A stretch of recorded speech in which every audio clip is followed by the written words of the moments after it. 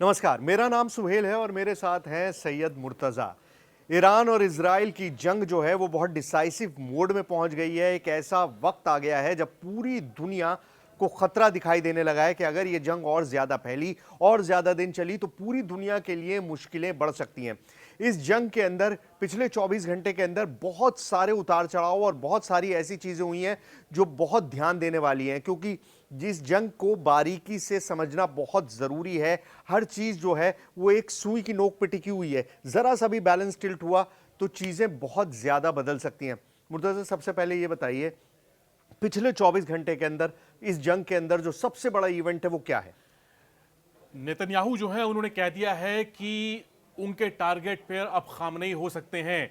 Israel के रक्षा मंत्री Israel cards हैं, उन्होंने कहा है कि खामनेई का अंत जो है वो सद्दाम हुसैन जैसा हो सकता है। तो अब इस सवाल उठ रहा है कि क्या इस युद्ध का जो टारगेट है, इजराइल ने जो टारगेट बनाया है, क्या वो जैसा दावा करता है कि ईरान एटम बम बना रहा है तो उसके टारगेट पे ईरान का एटम बम है, या फिर खामनेई है, या फिर जैसे कहें कि ईरान में जो सत्ता जिसकी है उसको उखाड़ फेंकना इस वक्त इजराइल का टारगेट बन गया है। और दूसरी बात यह कि ट्रंप जो है वो जब से G7 की बैठक से लौटे हैं अचानक, तब से सवाल उठ रहे हैं कि क्या अमेरिका इस युद्ध में शामिल होने जा रहा है और क्या वो ईरान पर हमला करेगा। लेकिन ईरान के एक हमले ने पूरे इजराइल में फिक्र जो है बहुत ज़्यादा बढ़ा दी है, क्योंकि ईरान ने मोसाद के हेडक्वार्टर पर हमला किया है, उसे बड़ा नुकसान हुआ है।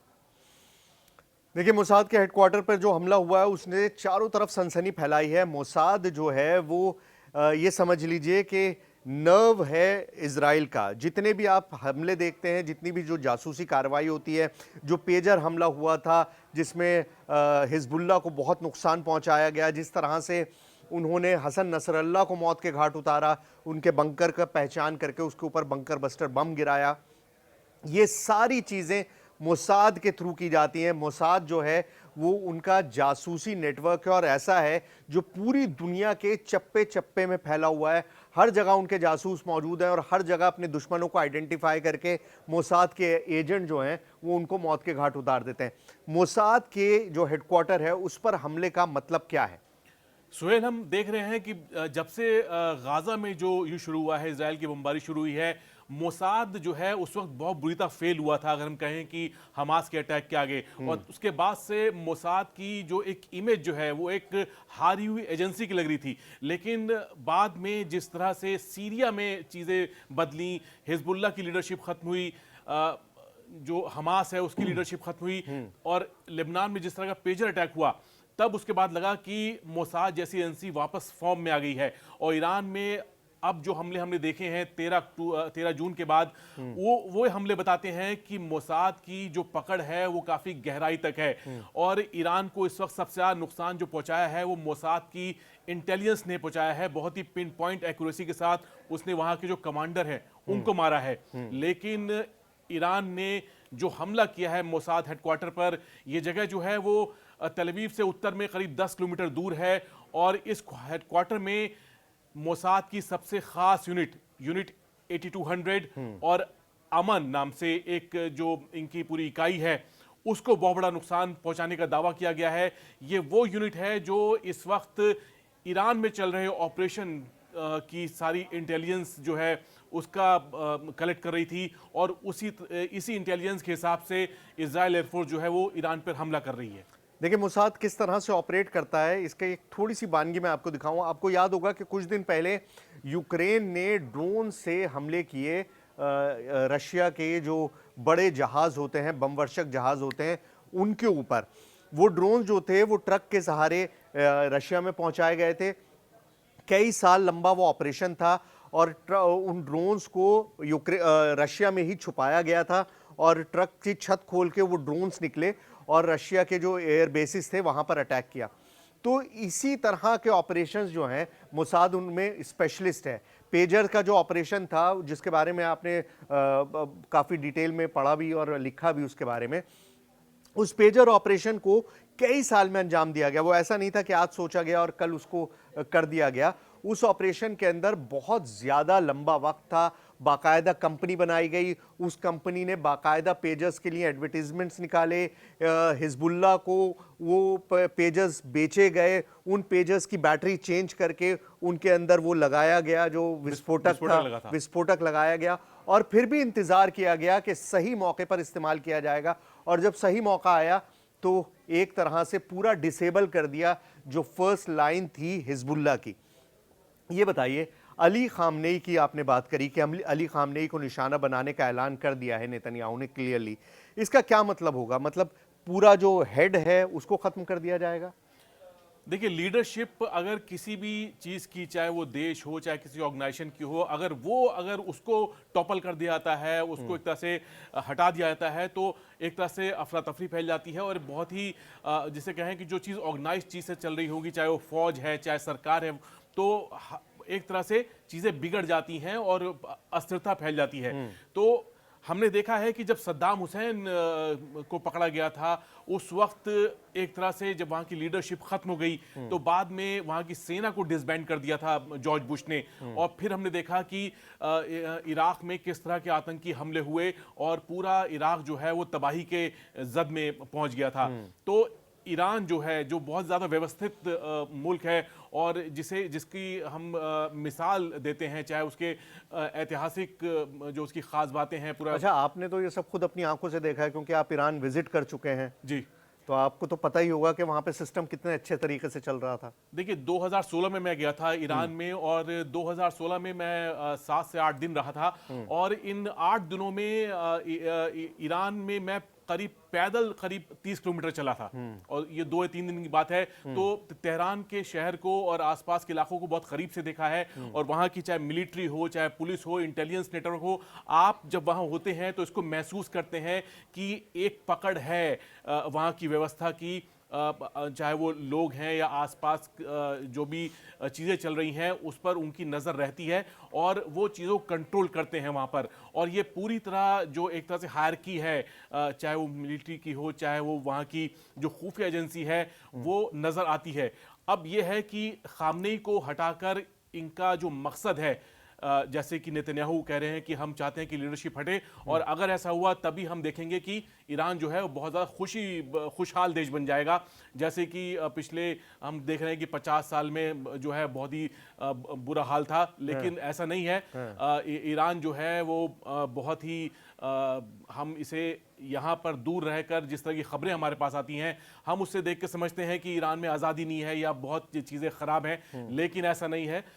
ईरान जो जाएगा वो उस चीज़ को समझ पाएगा कि ईरान जो है वो किसी भी पश्चिमी मुल्क के मुकाबले में खड़ा हो सकता है। अगर आप वहाँ की टेक्नोलॉजी देखिए, चाहे आप वहाँ का पूरा सिस्टम देखिए, चाहे कल्चर देखिए, ईरान किसी भी चीज़ की बराबरी करता है।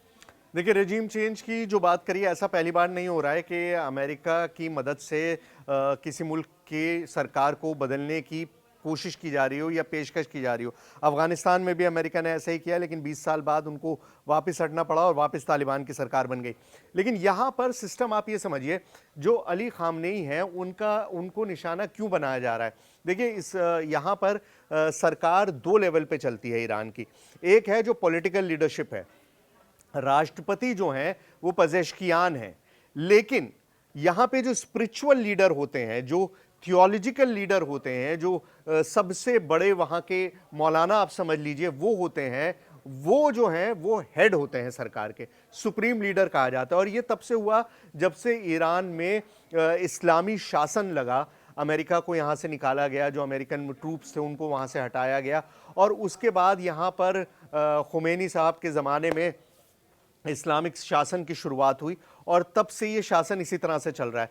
तो सुप्रीम लीडर हैं अली खामनेई, उनके पास कोई पॉलिटिकल पद नहीं है, वो प्रेसिडेंट प्राइम मिनिस्टर कुछ भी नहीं है, लेकिन चलती सरकार पे उन्हीं की है। जो कुछ भी होता है, जितने भी फैसले लिए जाते हैं वो उन्हीं की मर्जी से लिए जाते हैं। जी, और जो सुप्रीम लीडर होता है उसको वहां की गार्जियन काउंसिल होती है, वो चुनती है। गार्जियन काउंसिल जो है उसको चुनती है वहां की संसद। तो एक पैरेलल व्यवस्था है।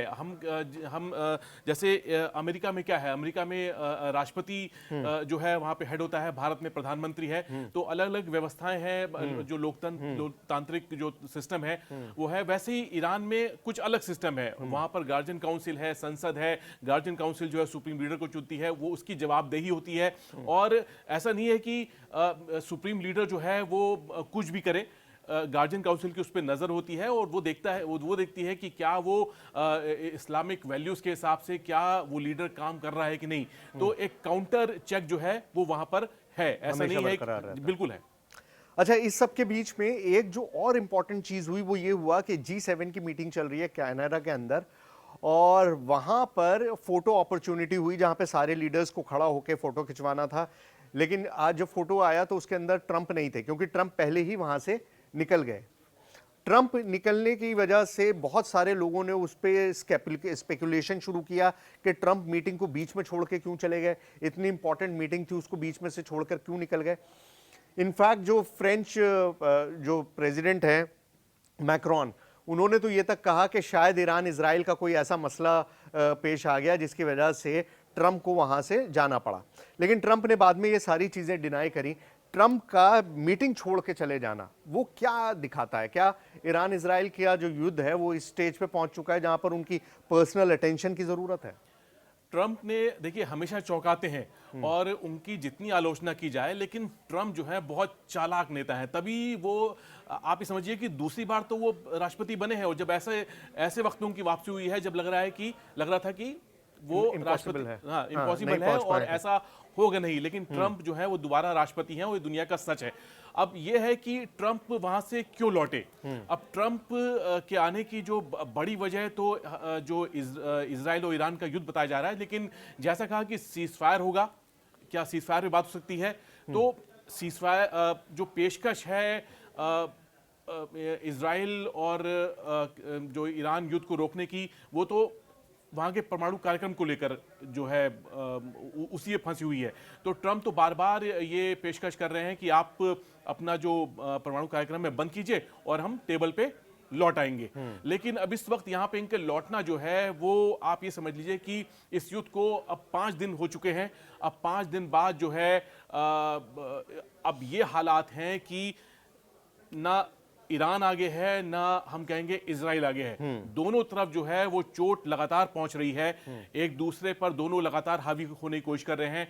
जिस तरह से हम कह रहे हैं कि ईरान के ऊपर वहां की आसमान पे अगर हम कहें कि इजराइल की एयरफोर्स का एक छत्र राज है और उसका कोई मुकाबला नहीं कर पा रहा, मतलब कि एयर सुप्रीमेसी बरकरार है। उसी तरह हम देखें तो इजराइल के आसमान पे अगर ईरान की मिसाइल पावर जो है उसकी हुकूमत हम कहें कायम हो चुकी है, क्योंकि इजराइल का कोई भी मिसाइल डिफेंस इस वक्त काम नहीं कर रहा है। ईरान जो है चाहे वो तेल अवीव हो, हाइफा हो या फिर मोसाद का हेडक्वार्टर हो, वहां पर अपनी मर्जी से जिस वक्त वो चाहे हमला करता है। और ये देखिए कि अब जो नया हमला हुआ है वो दिन में हुआ है। अभी तक ईरान की तरफ से जो हमला हुआ था वो रात में हो रहा था। सारे बम, सारे मिसाइल जो है वो रात में जा रहे थे, लोगों को स्ट्रीक ऑफ लाइट दिखाई देती थी जाती हुई। लेकिन ये पहली बार हुआ कि दिन में ऐसा हमला किया गया। अब यह है कि सवाल कि दिन में क्यों किया। अब इसमें आप ये देखिए, कल ईरान के टीवी चैनल पे एक हमला हुआ और पूरी दुनिया में तस्वीरें आई कि कैसे जो न्यूज़ रीडर हैं, जो महिला है वो उस वक्त जब खबरें पढ़ रही थी तब वहां पे बमबारी हो रही थी। और कुछ सेकंड बाद जब उनके न्यूज़ रूम की, मेरे ख्याल से स्टूडियो की जब नुकसान होता है, छत गिरती है, तो वहां से वो हटती हैं वो। अब इस हमले के बाद ये तय हो गया कि इजराइल जो है वो सिविलियन टारगेट्स, एक टीवी चैनल जो है वो सिविलियन टारगेट्स में आता है, और रेड क्रॉस का ये कहना है कि ये मिलिट्री टारगेट में तब भी नहीं आएगा अगर ये गवर्नमेंट का प्रोपेगेंडा भी चला रहा होगा तो। एब्सोल्युटली। तो ईरान की तरफ से कहना है कि ये एक वॉर क्राइम है और जो इजराइल ने किया है इसका हम जवाब देंगे। अब ये बात जो है कल शाम की है। इसके बाद जो जवाब आता है वो अगले दिन सुबह आता है, और वो भी किस पे आता है? मोसाद के हेडक्वार्टर के ऊपर। तो हो सकता है ये हमला जल्दबाजी में किया गया हो, लेकिन ये टारगेट जो हो वो फिक्स हो, यानी कि मोसाद का हेडक्वार्टर। इस पे हमला बाद में किया जाना हो, लेकिन टीवी चैनल पर हमले के बाद अब ये हमला किया गया है। अच्छा, ये टीवी चैनल वाला जो हमला था, अगर आपने ये वीडियो नहीं देखा है तो जाकर देखिएगा। सारा इमामी जो न्यूज़ रीडर हैं, क्योंकि हम लोग भी इसी धंधे से जुड़े हुए हैं, इसी बिज़नेस से जुड़े हुए हैं न्यूज़ के, तो वो अपने आप में बहुत ही शॉकिंग है। देखिए, जंग के हालात जब बनते हैं वो किसी के लिए भी अच्छे नहीं होते। गाज़ा के अंदर भी सैकड़ों की तादाद में जर्नलिस्ट की मौत हुई है और ये साल जो है वो बहुत ही बुरा रहा है जर्नलिज़्म के लिए, जर्नलिस्ट के लिए। और ये जो हमले की तस्वीरें आप देखिएगा, सारा इमामी न्यूज़ रीडर हैं, वो पढ़ रही हैं और एकदम से धमाके की आवाज़ आती है और छत पे से चीज़ें गिरनी शुरू होती हैं और फिर वो उठ के जाती हैं। लेकिन कुछ ही मिनट बाद दोबारा से लाइव ट्रांसमिशन शुरू हो गया टीवी में और ये जो महिला हैं, ये दोबारा से खबरें पढ़ती हुई दिखाई दी। तो बड़े हिम्मत का काम है सीरियसली कि इस सिचुएशन में भी उन्होंने जो उनका कर्म था, जो अपना काम था, उसको नहीं छोड़ा। युद्ध में हम देखते हैं कि वॉर हीरोज की जरूरत होती है, ताकि ना सिर्फ सेना बल्कि पूरे मुल्क का जो हौसला है वो बरकरार रखे, वो कहीं से कंधे कहीं से झुके नहीं। तो जो सहर इमामी है, ये जो है इनका जो ये वीडियो क्लिप आई है कि जिस तरह न्यूज़ पढ़ रही थी और तब बमबारी हुई और तब ये डटी रही, तो ईरान में अब इस चीज़ को काफ़ी ऐसे पेश किया जा रहा है जैसे कि ये बहुत बड़ा चैलेंज दिया गया है इजराइल को कि आइए हम पर वार कीजिए, हम डरेंगे नहीं और हम लड़ाई जारी रखेंगे। देखिए, अब दूसरी तरफ चलते हैं। ईरान के पास एक छोटा सा समुद्री रास्ता है जिसे कहा जाता है स्ट्रेट ऑफ हॉर्मुज, ठीक है। स्ट्रेट ऑफ हॉर्मुज आप समझ लीजिए कि एक बहुत ही पतला एक समुद्री रास्ता है दो देशों के बीच में। एक तरफ ईरान है, एक तरफ ओमान है, उसके बीच में एक बहुत पतला समुद्री रास्ता है। लेकिन ये बड़ा इंपॉर्टेंट है। इंपॉर्टेंट इसलिए क्योंकि दुनिया का 70% तेल, 70 नहीं, 30 से 35% अच्छा, तेल है। 30 से 35% तेल जो है वो इसी रास्ते से होकर गुजरता है। और कल रात में रिपोर्ट आई कि 3 टैंकर जो हैं वहां पर जल रहे हैं। कैसे जले, किसने आग लगाई, क्या हुआ, इसके बारे में अभी तक कोई क्लैरिफिकेशन नहीं आया है। लेकिन ये पता चला था कि 3 टैंकर्स जो हैं वहां पर गिरे। अब बार बार पहले भी जब भी कोई प्रेशर ईरान पर बनता है तो ईरान हमेशा ये कहता है कि वो स्ट्रेट ऑफ हॉर्मुज को हमेशा के लिए बंद कर देगा। स्ट्रेट ऑफ हॉर्मुज के बंद होने का मतलब है दुनिया भर में तेल सप्लाई ठप हो जानी। तेल सप्लाई और गैस सप्लाई अगर दुनिया में ठप होती है तो रेट्स बढ़ेंगे तो चारों तरफ हाहाकार मचेगा। मुझे ये बताइए कि क्या ईरान के पास ये कैपेबिलिटी है कि वो स्ट्रेट ऑफ हॉर्मुज को बंद कर दे? स्ट्रेट ऑफ हॉर्मुज जो है वो ईरान के आंगन की तरह है। अब ये समझ लीजिए कि वो अपने इलाके को कैसे समझता होगा। ईरान की जो कोस्ट लाइन है उसके बीच में पर्शियन गल्फ आता है और जैसे कि आपने बताया सुहेल की गल्फ ऑफ ओमान है और बीच में वो रास्ता निकलता है। एक छोटा सा गलियारा है जो अपने सबसे नैरोस्ट पॉइंट पे 50 या 55 किलोमीटर चौड़ा है। उसके बीच में से भी जो जहाज के निकलने की जगह है वो पानी में इतनी डेप्थ है होनी चाहिए कि एक बड़ा जहाज, जैसे बड़े बड़े, चाहे वो ऑयल टैंकर हो, चाहे वो अमेरिका का जो एयरक्राफ्ट कैरियर क्यों ना हो, उसको गुजरने के लिए एक डेप्थ चाहिए। तो वो जो डेप्थ है वो ज्यादा नहीं है, 5 से 6 किलोमीटर के दायरे में ही वो जगह होती है, उसी में से ही जहाज निकलते हैं। अब ये समझ लीजिए कि अगर ये दायरा भी बंद हो गया तो वहां पर जो हम ये कहें कि एक तरह से वो बैराज लगा दिया जाएगा, जिसके आगे ना वहां से ऑयल टैंकर आएंगे, ना फिर इधर से कोई कारोबार हो पाएगा। तो ये ब्लॉकेट हो जाएगा। अब इस ब्लॉकेट को होने का मतलब यह है कि जैसा कि आपने बताया कि एक बहुत बड़ा 30 से 35% जो तेल का कारोबार है वो बंद हो जाएगा। लेकिन ईरान क्या ऐसा कर सकता है? बिल्कुल कर सकता है। ईरान के पास करीब 4000 फास्ट बोट हैं। उसके पास बड़ी नेवी नहीं है कि जैसे कि हम कहते हैं कि 7000 टन या 10,000 टन के जहाज जो हैं, उसके पास छोटी नावें हैं। उन नाव पर एंटी शिप मिसाइल लगी हुई है और इन फास्ट बोट पे किसी पे 2, किसी पे 4 एंटी शिप मिसाइल। और जब समझ लीजिए कि 4000 नाव हैं तो वो अमेरिका या फिर ब्रिटेन या फिर किसी भी नेवी के खिलाफ वहां से गुजरने वाले किसी भी जहाज को वो निष्क्रिय कर सकती हैं। उन पे हो सकता है कि वो उनको डुबा भी दें, लेकिन उनको नुकसान पहुंचा सकती हैं। और ये कैपेबिलिटी जो है ईरान ने हमेशा दिखाई, अपनी वहां पे एक्सरसाइज लगातार करती रहती है ईरान की नौसेना। और उसने बताया है कि हम कैसे स्ट्रेट ऑफ हॉर्मुज को बंद कर सकते हैं और यहाँ पर कोई भी कारोबार नहीं होगा। और अगर ऐसा हुआ तो तेल के दाम जो हैं वो समझ लीजिए कि 3 गुना बढ़ जाएंगे। तो स्ट्रेट ऑफ हॉर्मोज में अभी तक लड़ाई की कोई शुरुआत हुई नहीं है। आधिकारिक तौर पर ईरान ने ये नहीं कहा है कि उन्होंने हमला किया है, ना ही अमेरिका ने बताया है कि किसी चीज़ पर हमला हुआ है। 3 जहाज़ जले, 3 टैंकर्स में आग लगी थी, वो जल रहे हैं अभी भी, वहाँ पर लगातार उनका धुआं उठ रहा है। लेकिन कैसे हुआ, एक्सीडेंटल था या जलाया गया, ये अभी तक किसी को भी नहीं पता। और हर आदमी बेटेड ब्रेथ से ये सोच रहा है, क्योंकि देखिए अगर स्ट्रेट ऑफ हॉर्मोज में डिस्टर्बेंस आता है तो पेट्रोल के दाम जो अभी $100 प्रति बैरल से कम है, वो 130 या $150 प्रति बैरल या उससे भी ज्यादा हो सकते हैं। और फिर इससे दुनिया भर की इकोनॉमी पर असर पड़ेगा। खासतौर से जो ऑयल इंपोर्टर देश हैं, जैसे इंडिया है, चीन है, जो ऑयल इंपोर्टर देश हैं, उनके लिए चीज़ें बहुत ज़्यादा मुश्किल हो जाएंगी। लेकिन इस सब के बीच एक जो और खबर आई वो हम डिस्कस कर लें लास्ट में। खबर यह है कि इस सिचुएशन को डिफ्यूज करने के लिए व्लादिमीर पुतिन, जो रूस के राष्ट्रपति हैं, उन्होंने ये कहा है कि ईरान चाहे तो अपना पूरा यूरेनियम हमको सौंप सकता है और इस जंग को ख़त्म कर सकता है। ये तो 2015 में जो डील हुई थी अमेरिका के साथ, JCPOA यानी joint comprehensive plan of action, तब भी ये हुआ था कि ईरान का जो यूरेनियम है वो किसी बाहरी देश के पास जाएगा और ईरान उसे नहीं रख पाएगा, जो संवर्धित यूरेनियम है, ताकि वो बम न बना सके। तो ये डील का हिस्सा जो था, ये 10 साल पहले इस पे बात हो गई थी।